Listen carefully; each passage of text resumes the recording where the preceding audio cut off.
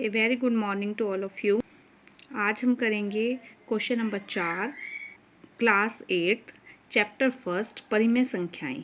देखिए, रिक्त स्थानों को भरो। 2 + 0 2, 3 + 0 3। कुछ अन्य पूर्ण संख्याएं लेकर भरो। 6 + 0 6, 5 + 0 5, 3 + 0 3, 8 + 0 8। क्या तुम कह सकते हो कि किसी भी पूर्ण संख्या में अगर शून्य जोड़ा जाए तो हमें फिर से वही पूर्ण संख्या मिलती है? हाँ, ये बात हम कह सकते हैं। क्या यह बात परिमेय संख्याओं और पूर्णांक संख्याओं पर भी लागू होगी? कुछ अन्य उदाहरण देकर देखो। अब हमने पूर्णांक लिए -3 + 0 -3, -6 + 0 -6, 6 + 0 6। यहाँ पे प्लस आएगा बेटा, ठीक है। ये हमने पूर्णांक लिए। फिर हमने परिमेय संख्याएं ली। 11 -11/8 + 0 -11/8, 6/2 + 0 6/2, 7 + 3 7/3 + 0 7/3। शून्याओं संख्याओं के लिए शून्य एक योग तत्समक कहलाता है। योग कि उसमें हम कुछ भी जोड़ें वही संख्या आती है। अगर हम उल्टा चलें, एक ऐसी संख्या ढूंढें जिसे उस संख्या में योग करने पर शून्य मिल जाए, तो उसे क्या कहेंगे? 2 के लिए -2, 3 के लिए -3 के लिए 3। इन संख्याओं को ऋणात्मक संख्या या योज्य प्रतिलोम कहते हैं। योज्य प्रतिलोम या ऋणात्मक संख्या कहते हैं। नीचे दी गई संख्याओं की आपको ऋणात्मक संख्याएं लिखनी है। 4 की क्या हो गई? -4। 13 की क्या हो गई? -13। -3 की 3, -7 की 7, 2/3 की -2/3, 4/5 की -4/5।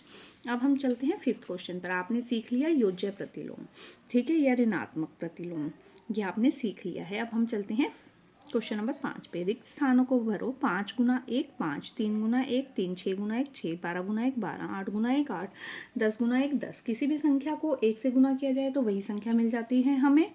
क्या हम ये बात कह सकते हैं? हाँ, ये बात हम कह सकते हैं। क्या यही पूर्णांकों पर भी लागू होगा? पूर्ण संख्याएं और पूर्णांक लेकर चलते हैं।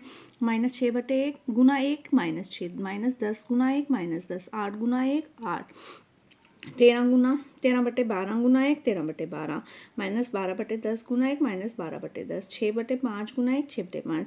पूर्ण संख्याओं के लिए गुणात्मक तत्समक है। गुना करने पर हमें वही मिलता है, ठीक है। वो योगात्मक था। 0 एक योगात्मक तत्सम है कि 0 को जोड़ने पर वही मिल जाता है, 1 से गुना करने पर वही मिल जाता है।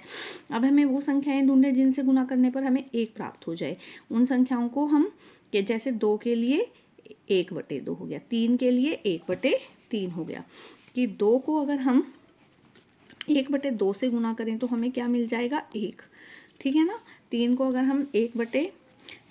हम 1/3 से गुना करें तो हमें क्या मिल जाएगा? 1।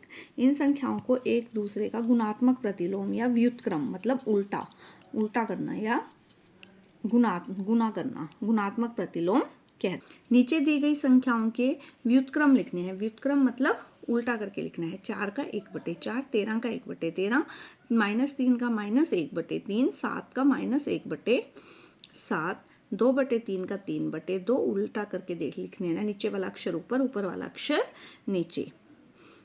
4/5 का 5/4। अगर आपको यह वीडियो पसंद आई तो आप इस चैनल को जरूर सब्सक्राइब कीजिए। Please like, share and subscribe also.